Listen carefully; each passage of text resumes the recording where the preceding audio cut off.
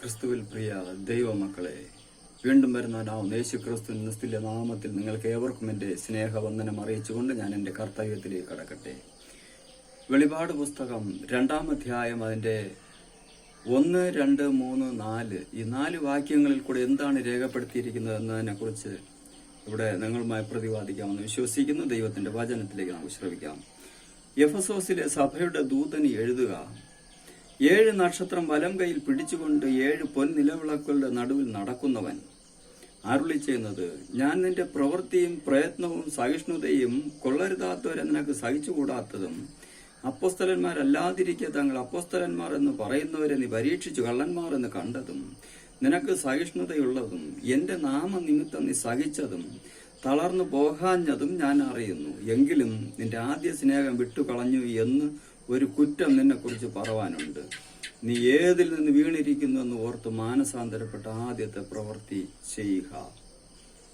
ഇതാണ് പ്രിയമുള്ളവരെ ദൈവത്തിന്റെ വചനം ഇവിടെ പറയുന്നത്.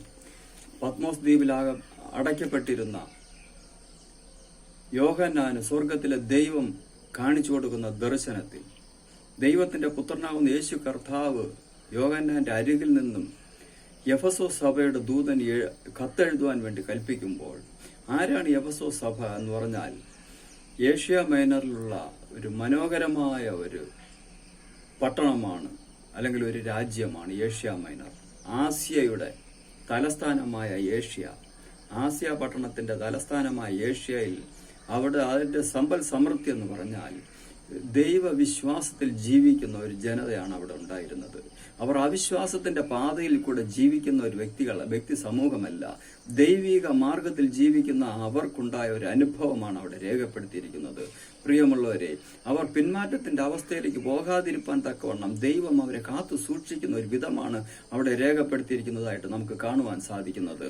അപ്പോൾ ഇവിടെ രേഖപ്പെടുത്തിയിരിക്കുന്നത് എഫെസോസിലെ സഭയുടെ ദൂതൻ എഴുതുക, ആസിയയുടെ തലസ്ഥാനമായ എഫെസോസ് എന്നുള്ള ആ പട്ടണത്തിന്റെ ദൂതൻ എഴുതുവാൻ വേണ്ടി, ദൂതന് കത്തെഴുതുവാൻ വേണ്ടി സ്വർഗത്തിലെ ദൈവം ആഹ്വാനം ചെയ്യുകയാണ്. എന്താണ് എഴുതേണ്ടത്?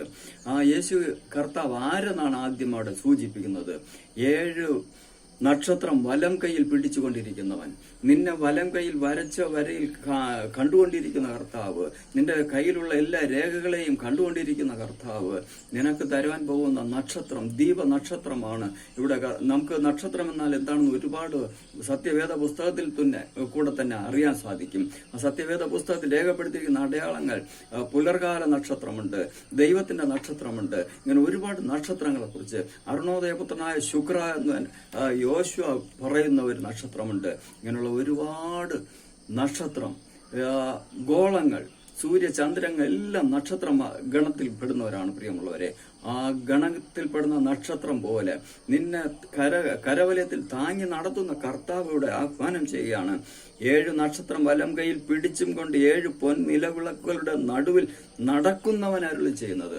7 പൊൻനിലവിളക്ക് എന്ന് പറഞ്ഞാൽ നമുക്കറിയാമല്ലോ, ദൈവത്തിന്റെ സാമീപ്യം അവിടെ എപ്പോഴും ഉണ്ടാവും. കാരണം ദൈവാലയത്തിൽ ആലയം പണിതിട്ട് പ്രതിഷ്ഠിക്കുമ്പോൾ മോശയ്ക്ക് ദൈവം വാഗ്ദത്തം ചെയ്ത് കൊടുത്താണ് നിലവിളക്കുകൾ എപ്രകാരം ഉണ്ടായിരിക്കണമെന്ന്.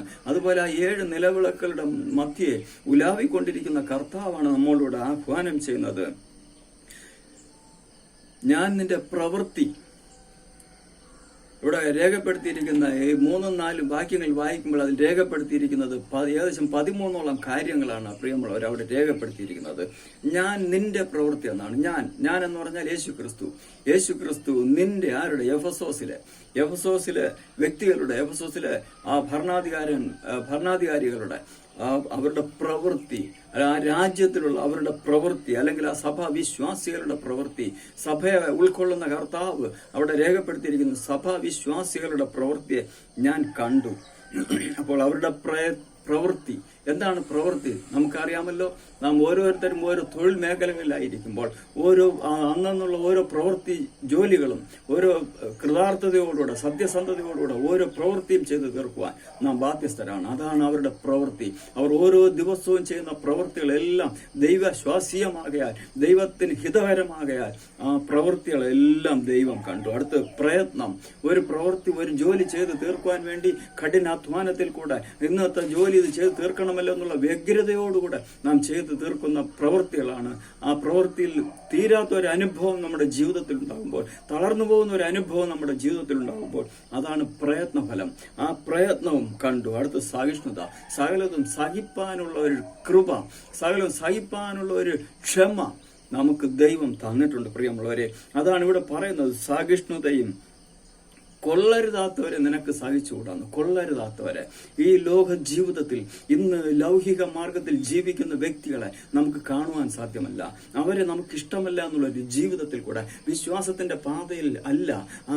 അവിശ്വാസികളോടുകൂടെ ഇണയില്ല പിണ കൂടരുതെന്ന് സ്വർഗത്തിലെ ദൈവം വാഗ്ദത്തം ചെയ്തിരിക്കുമ്പോൾ ആ അവിശ്വാസികളായ വ്യക്തികളോടുകൂടെ അവരെ പരീക്ഷിച്ച് അവരോടൊപ്പം ജീവിക്കാതെ നമ്മുടെയും നമ്മുടെ മക്കളെയും കാത്തുകൊള്ളുവാൻ തക്കവണ്ണം സ്വർഗത്തിലെ ദൈവത്തിന്റെ കരവലയത്തിൽ നാം ഫലമേൽപ്പിക്കുമെങ്കിൽ അതാണ് പ്രിയമുള്ളവരെ നമ്മുടെ ജീവിതത്തിൽ വരുന്ന ഏറ്റവും വലിയ നന്മ. അതാണ് പ്രിയമുള്ളവരെ നമ്മുടെ ജീവിതത്തിൽ വരുന്ന ഏറ്റവും വലിയ ശക്തി. അതാണ് ദൈവത്തിന്റെ പരിശുദ്ധാത്മാവിനാലുള്ള ബലം, ധൈര്യം.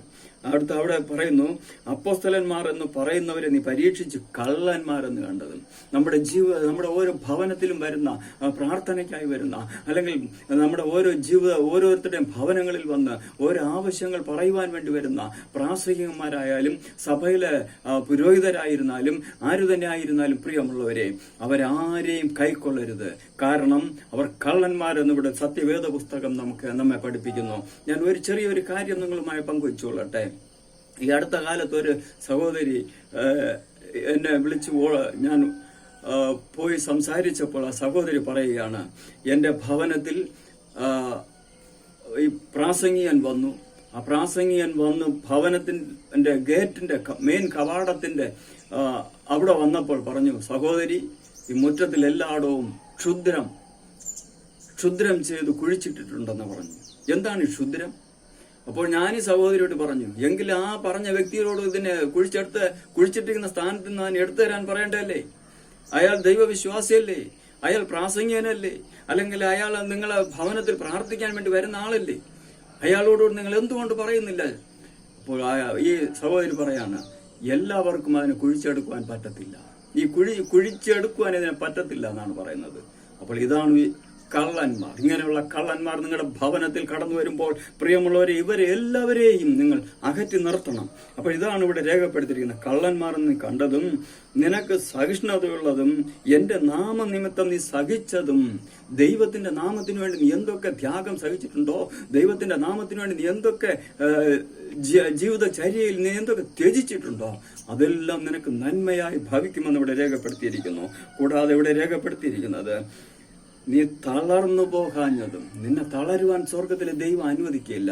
നിന്റെ ജീവിതത്തിൽ ഏതൊക്കെ വിധത്തിലുള്ള പ്രതിസന്ധികൾ വരട്ടെ, ഏതൊക്കെ ജീവിതത്തിലുള്ള പ്രതികൂല സാഹചര്യങ്ങൾ വരട്ടെ, ഏതൊക്കെ ജീവിതത്തിലുള്ള പ്രതിബദ്ധതകൾ വരട്ടെ, ഏത് ദാരിദ്ര്യ ദുഃഖമാണോ, മാരകമായ രോഗദുഃഖമാണോ, നിന്റെ കുടുംബത്തിലുള്ള നിന്റെ മക്കളുടെ ഭാവി ഓർത്തുള്ള വ്യാകുലതയാണോ, നിന്റെ ഭർത്താവിന്റെ മദ്യപാനത്തെ കുറിച്ചുള്ള വ്യാകുലതയാണോ, എന്തു തന്നെ വന്നിരുന്നാലും നീ ഭയപ്പെടേണ്ട ഒരു കാര്യവുമില്ല.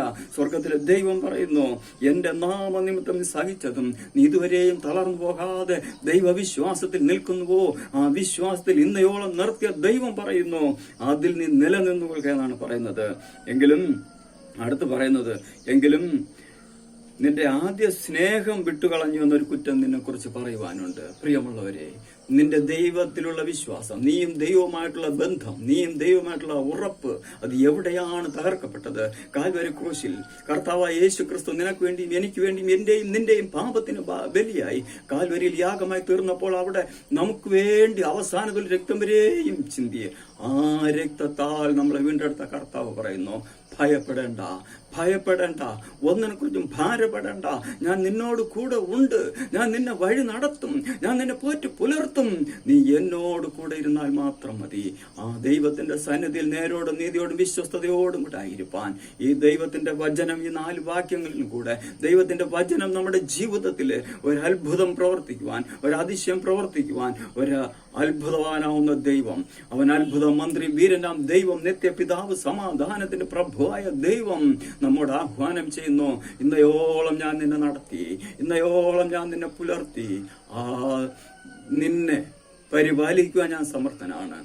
മകനെ, മകളെ, നിന്റെ ഹൃദയം എനിക്കായി തരുമോ എന്ന് ചോദിക്കുന്ന ആ കർത്താവിന്റെ സന്നിധിയിൽ നമുക്ക് വിനയമുള്ളവരായി തീരാമോ? പ്രിയമുള്ളവരെ, ആ സ്വർഗത്തിലെ ദൈവം തന്നെ നമ്മെല്ലാവരെയും കാത്തു പരിപാലിച്ച് വഴി നടത്തുമാറാകട്ടെ എന്നുള്ള വിശ്വാസത്തോടുകൂടെ നമുക്ക് ദൈവത്തിന്റെ വചനം കൈക്കൊള്ളാം. ദൈവത്തിന്റെ പരിശുദ്ധാത്മ ശക്തിയാൽ നമ്മളെ നടത്തി പരിപാലിക്കുന്ന കർത്താവ് നമ്മെ അനുദിനവും കാത്തു രക്ഷിക്കുമാറാകട്ടെ. ആമേൻ, ആമേൻ.